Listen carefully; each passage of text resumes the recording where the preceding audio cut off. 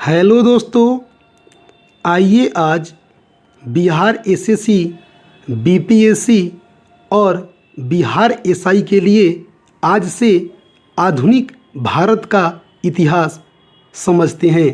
देखिए दोस्तों, ये एनसीईआरटी का बुक है। इससे हम आधुनिक भारत आज से स्टार्ट करते हैं। पहले दोस्तों हम समझते हैं कि उस समय स्थिति क्या थी भारत की और यूरोप की। भारत में दोस्तों, भारत में मध्यकालीन भारत का दौर चल रहा था और उस समय मुगल काल का शासन चल रहा था। उस समय दोस्तों यूरोप में दौर चल रहा था आधुनिक यूरोप का। उस समय पुनर्जागरण अपने विस्तृत रूप को पार कर चुका था, ठीक है। और उस समय भौगोलिक खोज की शुरुआत होने वाली थी। देखिए दोस्तों, अब यूरोपी कैसे भारत आते हैं, कैसे अपना फैक्ट्री स्थापित करते हैं और क्या क्या भारत में करते हैं। देखिए दोस्तों, पहला प्रश्न देखते हैं दोस्तों।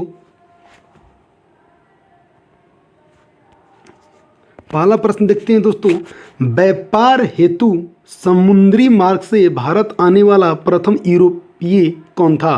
पुर्तगाली।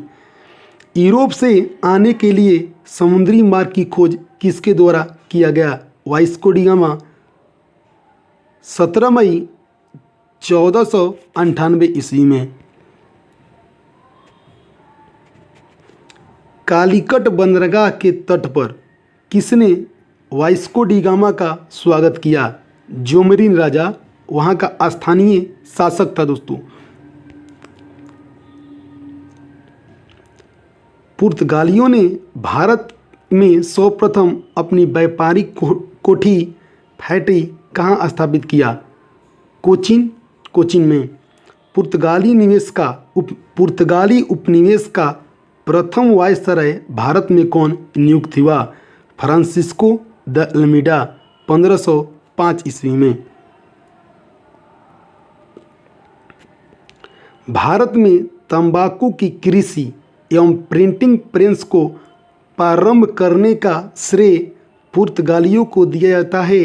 भारत में प्रथम प्रिंटिंग प्रेस का स्थापना 1556 ईस्वी में गोवा में किया गया। हिंद महासागर में व्यापार को नियंत्रित करने के लिए शांत या नीले जल की नीति ब्लू वाटर पॉलिसी किसने लागू किया? फ्रांसिस्को द अल्मीडा ने।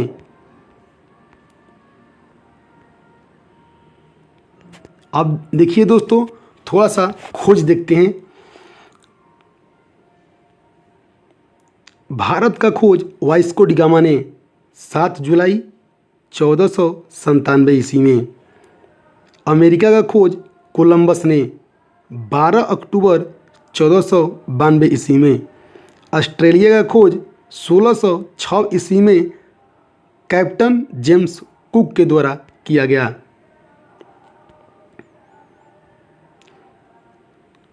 न्यूजीलैंड का खोज 1642 ईस्वी में तस्मान ने किया।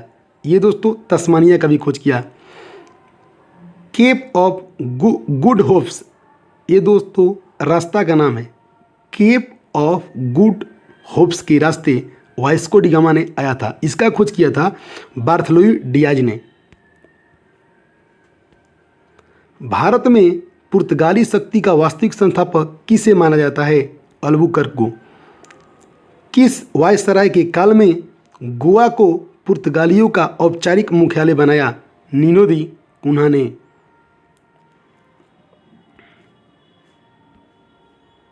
पुर्तगालियों ने हिंद महासागर क्षेत्र में व्यापार पर नियंत्रण स्थापित करने के लिए कार्टेज अल्मेडा काफिलीपत्ति आरंभ किया। पुर्तगालियों के पश्चात भारत में व्यापार करने वाले डच कहाँ के निवासी थे? हॉलैंड। इसको दोस्तों प्रेजेंट में नीदरलैंड बोला जाता है।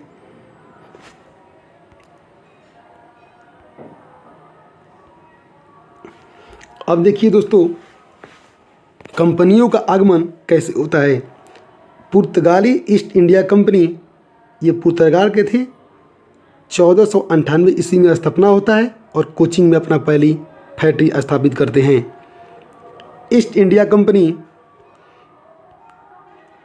अंग्रेज ईस्ट इंडिया कंपनी यह ब्रिटेन का था, 1600 में स्थापित करता है और सूरत में अपना पहला फैक्ट्री स्थापित करता है।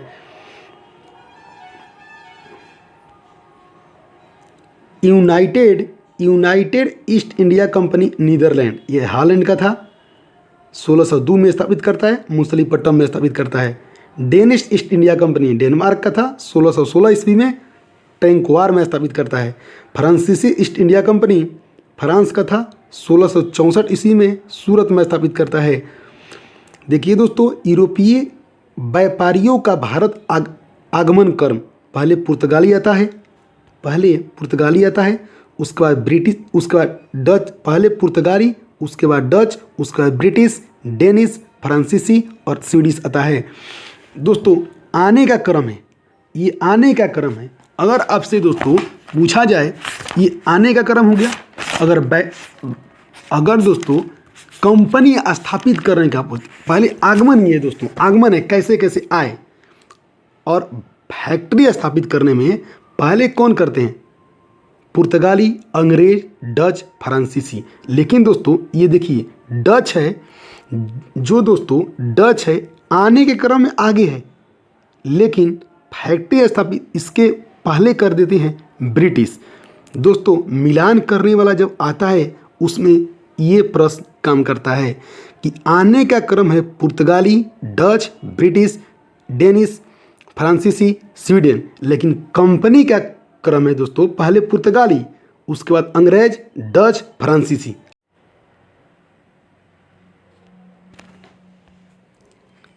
आइए दोस्तों आगे देखते हैं, किस यूरोपीय शक्ति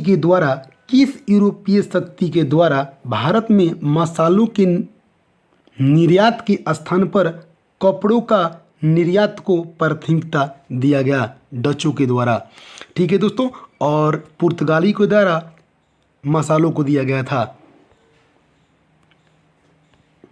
भारत के साथ व्यापार करने के लिए सर्वप्रथम संयुक्त पूंजी कंपनी किसने आरंभ किया? डचों ने। वर्ष 1759 में बेदरा का युद्ध किस दो यूरोपीय शक्तियों के मध्य लड़ा गया? डच एवं अंग्रेज।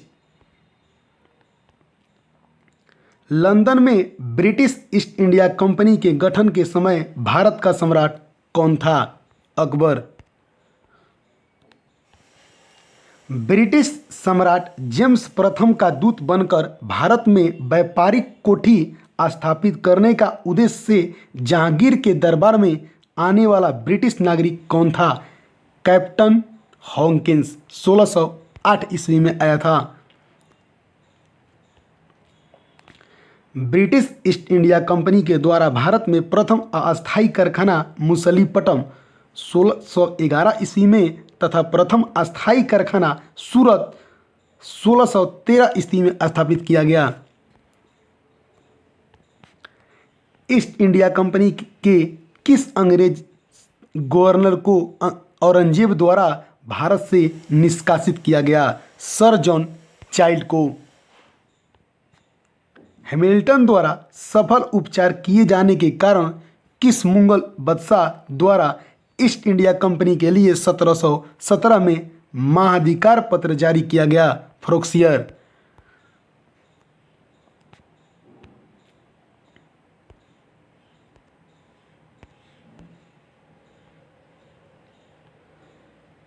सोलह ईस्वी में इंग्लैंड के राजा चार्ल्स द्वितीय का विवाह पुर्तगाली राजकुमारी कैथरीन के साथ हुआ। इस अवसर पर पुर्तगालियों ने चार्ल्स द्वितीय को दहेज के रूप में बम्बई द्वीप प्रदान किया गया। 1668 ईस्वी में चार्ल्स द्वितीय ने 10 पाउंड वार्षिक किराया लेकर बम्बई ईस्ट इंडिया कंपनी को दे दिया।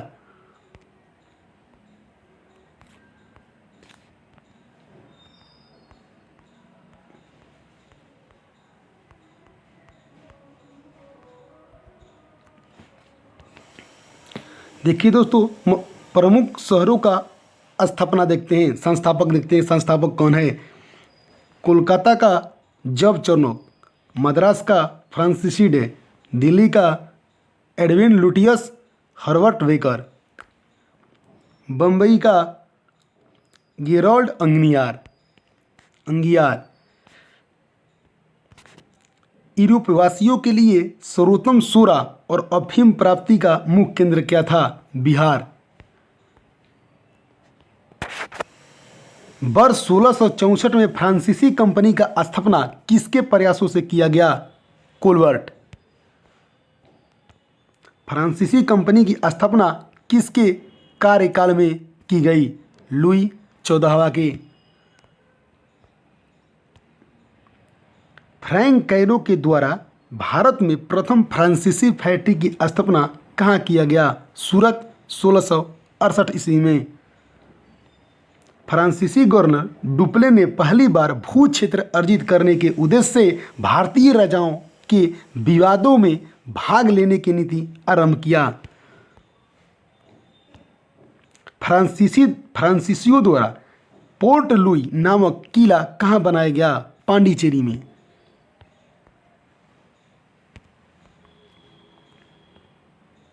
पांडिचेरी का प्रथम फ्रांसीसी गवर्नर कौन था? Franco Martin. पुर्तगालियों को सौली के स्थान पर किस अंग्रेज अधिकारी पराजित किया? Thomas best. वांडीवास के युद्ध में 1760 ईस्वी में अंग्रेज ने किसे पराजित किया? फ्रांस को। और बेदरा के युद्ध में डचों को पराजित किया था। कर्नाटका युद्ध किन के मध्य लड़ा गया? अंग्रेज एवं फ्रांस के बीच में। प्रथम कर्नाटका युद्ध किस संधि के माध्यम से समाप्त हुआ? एला सपेल की संधि 1748 ईस्वी में।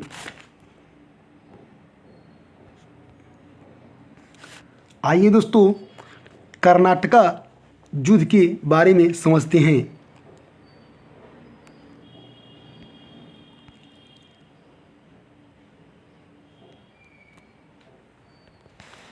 देखिए दोस्तों, कर्नाटका युद्ध तीन हुआ था। प्रथम 1746 से 48 में इसका मुख्य कारण था ऑस्ट्रिया का उत्तराधिकारी के लिए हुआ था। और इसका संधि एला सपेल की संधि से 1748 ईस्वी में हुआ था। दूसरा युद्ध 1749 से 1754 ईस्वी में कर्नाटक के उत्तराधिकारी के लिए हुआ था। और इसका संधि द्वितीय कर्नाटका युद्ध का संधि पांडिचेरी के संधि 1755 ईस्वी में। इसमें दोस्तों ब्रिटेन मजबूत स्थिति में था। तृतीय कर्नाटका का तृतीय युद्ध 1756 से 63 सप्तवर्षीय युद्ध और औपनिवेशिक के कारण हुआ था। इसका संधि कौन हुआ था दोस्तों? पेरिस की संधि 1763 ईस्वी में। इसे फ्रांस का पराजय हो गया था दोस्तों। फ्रांस की पराजय हो गया था। ठीक है दोस्तों, आज इतना ही दोस्तों रखते हैं। अगर दोस्तों आपको वीडियो पसंद आता है तो लाइक कीजिए, सब्सक्राइब कीजिए और दोस्तों के पास शेयर कीजिए दोस्तों। अंत तक वीडियो देखने के लिए थैंक यू दोस्तों।